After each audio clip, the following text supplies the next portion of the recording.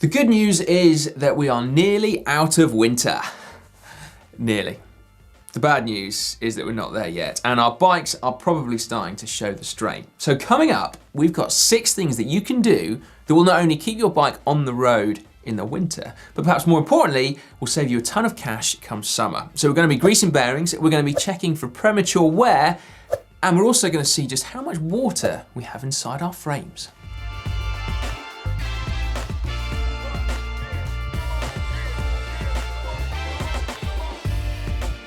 We're going to start with our headset bearings, of which we have 2, here and here. And they are what allow your handlebars to turn freely and smoothly. Except that if you ride a lot in winter, and particularly if you store your bike somewhere cold, so like your garage or your shed, they could well be in need of some TLC. So, remove your front wheel. Undo your top cap and remove. Undo your stem bolts and then lift off the stem. Hold your forks and then gently tap your steerer tube to loosen that bit.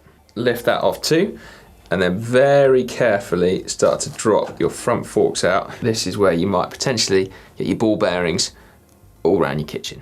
Now we need to assess the seam. You can see there's a bit of water on the steerer tube here, but actually everything looks like it's in pretty good nick. So we basically just need to take the bearings off, give everything a good wipe down and a clean with a rag, and then apply fresh grease that can act as that waterproof barrier. You may well find though that your lower headset bearing isn't actually attached to your forks, but it's stuck inside the steerer tube. So if that's the case, stick your fingers in and try and prise it out. It could be a bit stiff, especially if it's been in there for a while and things have become a bit corroded. But you should find that with a good clean with a rag, it'll come up nicely. To reassemble, simply reverse the process, being careful to make sure that the bearings are in the right direction. So the tapered edge normally goes into the frame, and then tighten up your headset and away you go. In a similar vein, I also find that my bottom bracket bearings are susceptible to water and grit. It's not as dodgy as it sounds. And it's a simple process to re-grease them, so it's definitely a job worth doing. All you got to do is whip your cranks off. Again, it sounds dodgier than it is. Exactly how you do that will depend on what cranks that you have on your bike. So Shimano generally means that you need to loosen the 2 pinch bolts on the non-drive side crank and then unscrew the plastic preload cap. Most other cranks will probably require an 8mm Allen key, like these ones here. You need to pay careful attention as to what washers and spacers you have in there and what orientation they go in as well. So keep a track of that. Take photos, leave them out on your workbench.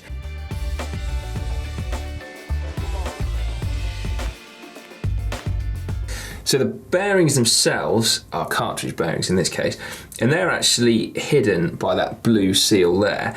These are running really smoothly, so all I'm going to do is put a bit of grease over the top here, over this compression ring, and then reassemble it. But if the bearings were kind of a little bit ruined already, I'd be tempted to very carefully prise off that blue seal, expose the bearings, and try and give them a clean up, and then put fresh grease in, just to hopefully keep them going a little bit longer. The toughest jobs are now out of the way. This next one is effectively just to try and save you money. Of all the parts of your drivetrain, your chain is the one that wears first. But then if you don't replace it quickly enough, it can then begin to prematurely wear all the other drivetrain components as well, so like your chain rings and your cassette. And the thing with winter is that it makes your chain wear out a lot faster, all that water, all that grit. So a simple job is just to check regularly to see whether you need to replace it, either using a specific chain checker like this one, or you go old school, you put the chain in the big ring, if you have one, and then try and lift the chain off the teeth. Now, if it moves 3 to 4mm, then you probably ballpark needing to replace your chain. Any more than that, definitely replace it. But then you might have to replace your chain rings and your cassette as well, because that is quite worn. This next one could save you money, but also stop you having a nasty accident, which would be a bit of a bonus, right? Whichever type of brakes you have on your bike, you need to check to make sure that they're in good condition during the winter. With rim brakes, inspect the pads for wear. So if they're up to or even over the wear line, you need to replace them, because that will mean that you don't end up using the metal pad holders to actually slow you down, because metal on metal will make short work of your rims, even just on the briefest of rides.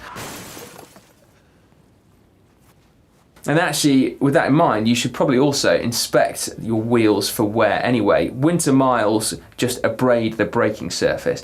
So if you have a look, make sure it's not concave, because if it does start to become too concave, then that means there's effectively less material on your rim. I mean, it's going to be a lot weaker. With discs, you want to drop your wheel out and then very carefully remove the pads. In order to do so, you'll probably find that you've got to undo some kind of retaining screw. Then you lift them out and then literally just eyeball them to see how much life is left in the pad. If there's anything less than 1 millimetre of braking surface left, you want to replace them. Whilst the pads are out, now's the perfect opportunity to actually give the pistons a bit of a once over as well. Now, John showed you how to do this in a video just a couple of weeks back, so I won't do the same job again, but definitely a job worth doing. Long-time viewers of GCN will have no doubt heard my tales of seat post woe before, but if you haven't, then please heed this warning. If you ignore your seat post and let it rest in your frame for too long without treating it in some way, it could end up getting completely seized. Now, carbon and carbon is generally okay, but if there's any kind of metal involved, that's where the problems can start. And it can really, really get stuck. As this archive footage, in fact, of Dan Lloyd and his haircut trying to free this particular seat post will show.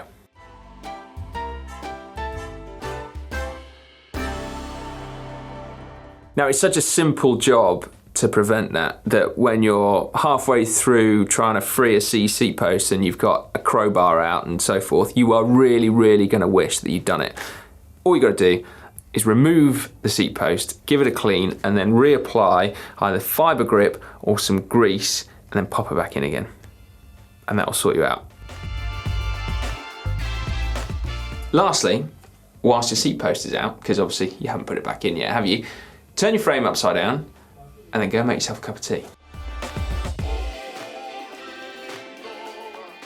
Water gets into your frame through little holes that are essential to the manufacturing process, and you obviously don't want to have water sloshing around there anyway. I mean, look, that's like 15 grams worth on the floor right now. But of course, having it all sloshing down by your bottom bracket is not going to do that any good either, and that's inevitably where it's going to end up. And it's particularly true if you have a metal bike, and I mean a steel bike more than anything, so you really need to do this job from time to time. And then go one step further as well and spray a frame saver in there once a year. So that's like a kind of a water displacer and also a rust repellent as well. That is a great money-saving tip. I mean, stopping your frame getting eaten from the inside out.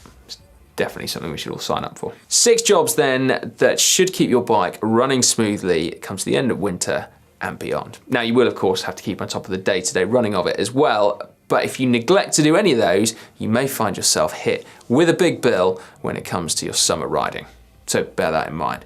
Now, I did talk earlier on about disc brake TLC. I touched very briefly on it and mentioned that John had done a video, so why not watch that now if it's relevant to you and you haven't seen it yet. To do so, just click down there.